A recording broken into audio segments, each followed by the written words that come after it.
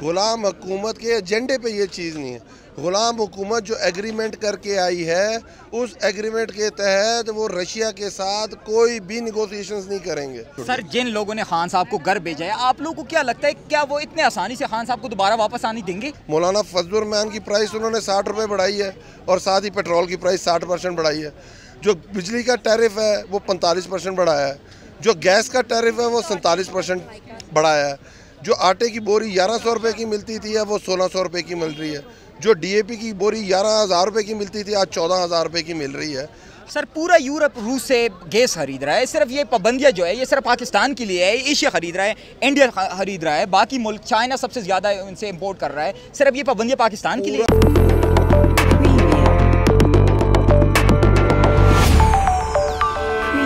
अस्सलाम वालेकुम सर। वालेकुम जी। सर, जिस तरह आज वफाकी बजट पेश हुआ है, क्या कहना चाहेंगे आप? देखें, ये तो अभी सामने आया ना, जो इससे पहले 2 महीने के साथ जो वो एक पाकिस्तान के ऊपर कहर बन के टूटे हैं कि 2 महीने की उनकी परफॉर्मेंस देखें कि एक हफ्ते के अंदर मौलाना फजलुर रहमान की प्राइस उन्होंने 60 रुपये बढ़ाई है और साथ ही पेट्रोल की प्राइस 60% बढ़ाई है। जो बिजली का टैरिफ है वो 45% बढ़ाया है। जो गैस का टैरिफ है वो 47% बढ़ाया है। जो आटे की बोरी 1100 रुपये की मिलती थी अब वो 1600 रुपये की मिल रही है। जो DAP की बोरी 11,000 रुपये की मिलती थी आज 14,000 रुपये की मिल रही है। हर तरफ इन्होंने तबाही बन के पाकिस्तान के ऊपर नाजिल हुए हैं और आज 1000 अरब रुपए के नए टैक्सेस लगाए गए हैं। 1000 अरब, और जो किसने देने?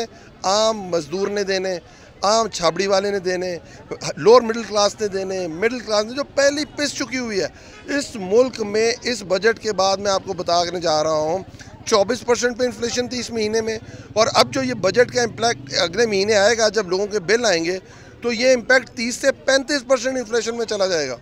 जो बंदा जिसके पास पहले 100 रुपया था अब उसकी रियल वैल्यू 70 रुपये रह गई है। तो आप सोचें कि उल्टा आप उनके ऊपर टैक्सेस लगा रहे हैं, उनकी कदर कम कर रहे हैं पाकिस्तानी रुपये की। 200 रुपये डॉलर टच कर चुका हुआ है। अब ये देखें कि किसी तरफ आप देखते हैं कि कोई सुकून का लम्हा, कोई पाकिस्तानियों के लिए कोई ऐसा दिन जो आजमाइश में ना गुजरा हो, कोई ऐसी चीज़ में लोगों को पता चले हुकूमत हमारे साथ खड़ी है। 2 महीनों में एक चीज़ ठीक नहीं हुई, और जो चीज़ें कहते थे अवाम हमारी प्रायोरिटी है, जो इन्होंने आए हैं अवाम को सामने रख के नैब लॉज में चेंजेस की हैं कि नैब लॉ में ये कहा गया है कि अगर मैं हराम का पैसा कमाता हूँ और मैं अपनी बेगम के नाम पे, अपनी बच्चों के नाम पे रख देता हूँ तो कोई पूछ नहीं सकता है। अगर मेरे के ऊपर अगर केस जो बंदा करता है नैब का, अगर वो साबित नहीं होता 5 साल तो उस नैब के ऑफिसर के ख़िलाफ़ केस हो जाएगा। उसके बाद ये अब नैब की जिम्मेदारी है कि वो बताए कि मैंने हराम कहाँ से कमाया है। ये वो चेंजेस लेके हैं कि नैब एक तरह अब वो ख़त्म हो गया हुआ है। दूसरी तरफ अपने FIA के केसेस के ऊपर तफ्तीशी अफसर चेंज करना, डॉक्टर रिजवान की डेथ हो गई, दूसरे ऑफिसर का हार्ट का इशू हो गया, प्रोसिक्यूटर इन्होंने अपना लगा लिया। तीसरी ये चीज़ EVM ख़त्म कर दी, electronic voting machine. Overseas Pakistanis का वोटिंग राइट जो हम डेवलप रजिस्टर करके गए थे वो ख़त्म कर दिया।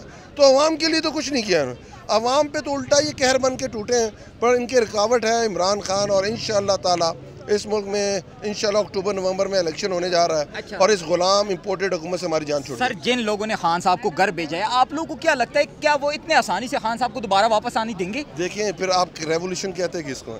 रेवोल्यूशन हमेशा ऑल ऑड्स के ख़िलाफ़ आती है। हमेशा जब भी इस तरह का, देखें, अल्लाह जब किसी कौम से नाराज़ होता है तो उसमें हुक्मरान पैदा करता है, और जब किसी कौम से राज़ी हो जाता है तो लीडर पैदा करता है। तो पाकिस्तान में इमरान खान साहब आगे हुए हैं और ऑल ऑड्स के अगेंस्ट आए हैं, और इंशाअल्लाह ताला जब अल्लाह ने बता दिया कि हक़ के रास्ते पे चलोगे तो मदद मैं करूँगा। एक तदबीर तुम करते हो और एक तदबीर मैं करता हूँ, और तदबीर वही मानी जाती है जो अल्लाह की होती है। अच्छा सर, जिस तरह कल रूस के जनरल कौंसल ने बयान दिया है कि हम तो इमरान खान साहब के साथ हमारा तेल की बात भी हो रही थी, अब भी अगर हुकूमत को सस्ता तेल चाहिए तो हम देने के लिए तैयार हैं। गुलाम हुकूमत नहीं कर सकती है। गुलाम हुकूमत के एजेंडे पे ये चीज़ नहीं है। गुलाम हुकूमत जो एग्रीमेंट करके आई है, उस एग्रीमेंट के तहत वो रशिया के साथ कोई भी निगोशिएशंस नहीं करेंगे। गुलाम हुकूमत, आपने देखा नहीं जिस तरह बोरिस जॉनसन खान साहब के साथ सेल्फी खिंचवाता है और इधर उसका एक एम्बेसडर उसके मुंह में केक डाल रहे हैं। तो जो एक अल्लाह इंसान के अंदर क्या पैदा करता है कि इंसान के अंदर आज़ाद पैदा करता है ये लोग ग़ुलाम हैं, ये इम्पोर्टेड है, ये लोग वो काम कर ही नहीं सकते क्योंकि वो जो इनको जो लोग लेके आए हैं वो उनको कुछ करने नहीं देंगे। सर पूरा यूरोप रूस से गैस खरीद रहा है, सिर्फ ये पाबंदियां जो है ये सिर्फ पाकिस्तान के लिए है। एशिया खरीद रहा है, इंडिया खरीद रहा है, बाकी मुल्क चाइना सबसे ज़्यादा उनसे इम्पोर्ट कर रहा है। सिर्फ ये पाबंदियां पाकिस्तान के लिए। पूरा जो वेस्टर्न यूरोप है वो अगर आज रशिया अपनी गैस एनर्जी की सप्लाईज बंद कर दे, पूरा यूरोप बंद हो जाएगा। There is no sanctions on Russia to export energy. Even हम वीट उनसे इंपोर्ट करने जा रहे थे 20%, बट जब अमेरिका इनको लेके आया है, वो एक एग्रीमेंट करके इनको लेके आया है कि आपने रशिया के साथ कोई डील नहीं करनी है।